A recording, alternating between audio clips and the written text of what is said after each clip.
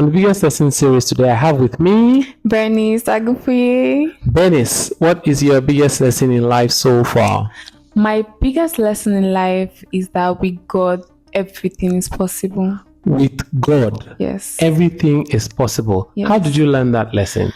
I'd say during my life journey, right, I realized that You're still alive. I mean, yes. in the earlier part of your life journey, right? In the earlier part of my life journey, I realized that knowing God and getting to understand the whole concept of the Trinity, getting to learn about the Holy Spirit, getting to accept the Holy Spirit and allow Him work in me. There are so many peculiar things that I've been through that on my own, sitting back to think about it, that I could not have done that alone, right? So allowing the Holy Spirit work through me and guide me in all of those things made me realize that these are things that if I thought back I would be like, nah, I can't do that.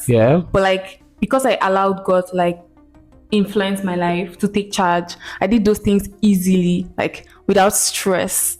So how do you help someone who is waiting on God to do things and they are not doing stuff by themselves? Because that's one thing I notice with people, and I think I've said that to one or two people who have told me about their biggest lesson being God doing this or God doing that. I worry about the fact that many people dump on God and want God to do things when they are supposed to be also doing things. God is expecting that you're doing stuff and you are also just placing everything on God's door.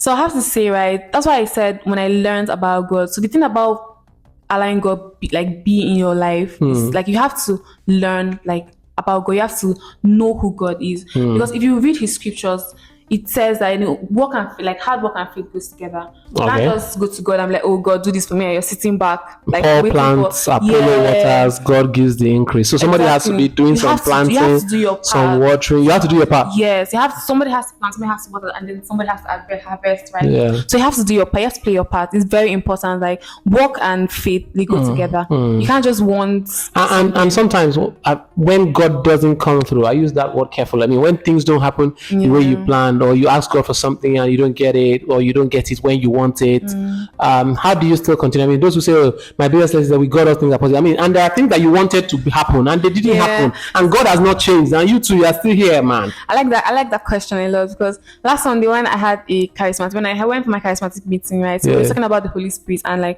what God does for people and all of that. So there's something peculiar the lecture our brother said to me. He was like, faith is the currency that buys things in heaven. Faith is the currency that buys things in heaven. Bam. So it's very important. That's one. I'll keep that one.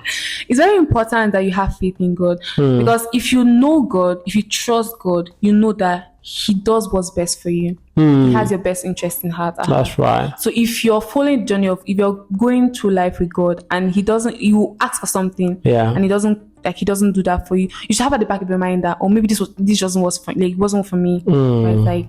Or it's not. So God's plan is the best.